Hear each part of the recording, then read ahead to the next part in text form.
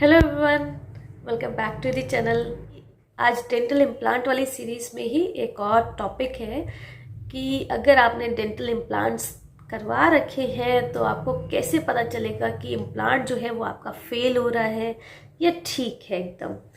तो उसी के बारे में डिस्कस करेंगे कि कुछ पॉइंट्स हैं जिसके आप ध्यान रखेंगे तो आपको आइडिया हो जाएगा कि आप इम्प्लांट जो है आपका वो ठीक चल रहा है या फिर कुछ दिक्कत हो रही है, दिखाना चाहिए आपको। तो सबसे पहले हम देखेंगे क्या क्या फैक्टर्स हैं जिसकी वजह से इम्प्लांट फेल होने के चांसेस हो सकते हैं।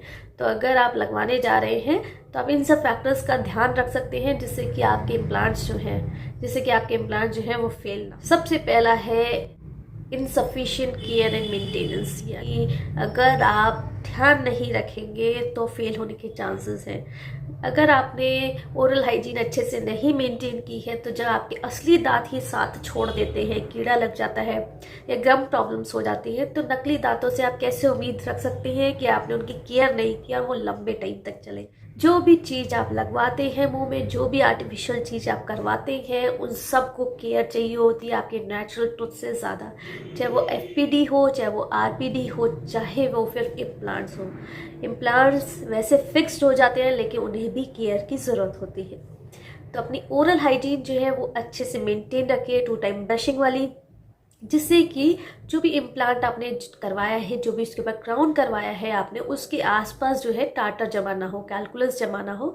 वो जमा होना शुरू हो जाएगा तो आपको गम प्रॉब्लम्स शुरू हो जाएंगी, स्वेलिंग आना शुरू हो जाएगी, रेडनेस हो जाएगी और उसकी वजह से वहाँ पे हड्डी अगर गलने लगी तो जो है इम्प्लांट जो है आपका लूज पड़ना शुरू हो जाएगा, दिखना शुरू हो जाएगा। तो ओरल हाइजीन जो है, जब भी आप कुछ भी करवाएं, चाहे एफपीडी करवाएं, चाहे डेंटल इम्प्लांट्स करवाएं, ओरल हाइजीन अपनी अच्छे से मेंटेन रखिए। स्मोकिंग जो है वो भी एक बहुत बड़ा रीज़न है डेंटल इम्प्लांट्स के फेल होने के लिए। जो भी स्टडीज़ हुई है उसके अकॉर्डिंग जो है स्मोकर्स में इम्प्लांट ज़्यादा फेल हुए as compare to non smokers, क्योंकि हीलिंग जो है, स्मोकिंग जो है हीलिंग को डिले करता है, धीरे करता है, जिसकी वजह से जो है मैंने प्रीवियस वीडियो में आपको बता रखा है कि बोन बनने के लिए, इम्प्लांट के आसपास, स्क्रू के आसपास बोन बनने के लिए हीलिंग प्रोसीजर बहुत सही चलना बहुत ज़रूरी है। तो अगर आप स्मोकिंग करते हैं तो हीलिंग आपकी स्लो हो जाएगी, जिसकी वजह से प्रॉपर जो इम्प्लांट है आपका वो हड्डी से जुड़ नहीं पाएगा, जिसकी वजह से आपके इम्प्लांट के फेल होने के चांसेस जो हैं वो बढ़ जाएंगे। तो आप इस चीज़ का ज़रूर ध्यान रखें कि आप लगवाने जा रहे हैं या आपने लगवाया है इम्प्लांट तो स्मोकिंग जो है वो अवॉइड करिए। थर्ड है टीथ ग्राइंडिंग। अगर आपको दांत किटकिटाने की आदत है या रगड़ने की आदत है एक दूसरे से तो भी आपको दिक्कत हो सकती है। हमारे दांत के जो ऊपर वाली सतह है, इनामल जो होता है, वो सबसे हार्डेस्ट मटेरियल होता है बॉडी में हमारे। और जब हम अपने दांत ग्राइंड करते हैं, एक दूसरे से टकराते हैं हमारे दांत या किटकिटाते हैं हम दांत, तो जब वो हार्डेस्ट मटेरियल जो है वो भी वेयर ऑफ, वो भी घिसना शुरू हो जाता है, दांत हिलना शुरू हो जाता है, जो कि इतने मजबूत होते हैं।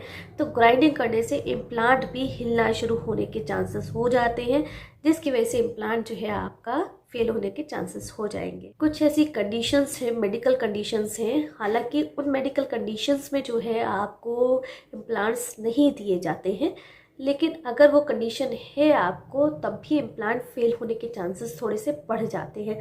जैसे कि आपको कोई भी सिस्टमिक डिसीज़ है, कोई भी बॉडी में डिसीज़ है जो कि अनकंट्रोल हो गई है, आपको ऑस्टियोपोरोसिस है यानी कि हड्डी की डेंसिटी जो है वो कम हो रही है, हड्डी में कोई दिक्कत है, तो भी आपको जो है इम्प्लांट फेल होने के चांसेस हो जाते हैं। ब्लड थिनर्स, ब्लीडिंग डिसऑर्डर है कोई सा भी, खून रुकना जमना, इन सब के डिसऑर्डर्स हैं तो भी आपको इम्प्लांट फेल हो सकता है।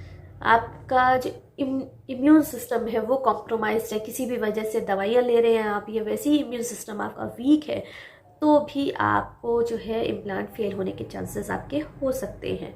तो इन सब चीज़ों का भी आप ध्यान रखिए कि अगर आज इनमें से कुछ हो रहा है आपको तो वो इम्प्लांट आप दिखाते रहिए डॉक्टर को, या फिर एक्स्ट्रा केयर करिए उसकी, जिससे कि आपका इम्प्लांट जो है वो बना। एक एज बहुत बड़ा फैक्टर होता है इम्प्लांट फेल होने में। एज डायरेक्टली कभी भी रिलेटेड नहीं होता किसी भी ट्रीटमेंट का फेल होने में। एज जो है वो बहुत सारी मेटाबॉलिक सिस्टमिक डिजीजेस लेकर आता है, जैसे कि जैसी एज आती है, कई लोगों को डायबिटीज़, बीपी, इन सब की दिक्कतें जो है, हार्ट प्रॉब्लम्स, ये सब रहनी शुरू हो जाती है, जो कि लीड करता है, आपका रीज़न बन जाता है आपके इम्प्लांट फेल होने में। हीलिंग भी एज के साथ साथ स्लो होती जाती है, इसलिए भी थोड़ा इम्प्लांट्स जो है जल्दी से अडेप्ट नहीं कर पाते अपने आप को उस बोन में, जो कि इसीलिए फेल हो जाता है आपका इम्प्लांट। तो ये कुछ फैक्टर्स हैं जिसे आप नज़रअंदाज नहीं करेंगे। तो इनमें से कुछ फैक्टर्स तो देख के ही इम्प्लांट लगाया जाता है कि अगर आप सूटेबल हैं या नहीं है। जैसे कि मैंने आपको बताया कि कंट्रोल्ड कोई सी भी दिक्कत है आपको, तो उन केसेस में नहीं दिया जाता। लेकिन मान लीजिए आपने करवा लिया है इम्प्लांट, उसके बाद अनकंट्रोल्ड कोई भी सिचुएशन हो गई है या उसके बाद कोई भी दिक्कत आपको हुई है, तो फिर आप उस चीज़ का ध्यान रखेंगे। अब रही बात कि आपको कैसे पता चलेगा कि आपका इम्प्लांट जो है वो फेल हो रहा है। तो वैसे तो आपको जब भी कोई भी दिक्कत होगी, आप तुरंत ही डेंटिस्ट को दिखाने चले जाएंगे जिनसे आपने इम्प्लांट करवाया है, तो वो बता देंगे। लेकिन स्टिल आप कैसे नोटिस करें, तो ये कुछ पॉइंट्स हैं जिससे आप नोटिस कर सकते हैं कि इम्प्लांट में आपको कोई दिक्कत हो रही है नहीं।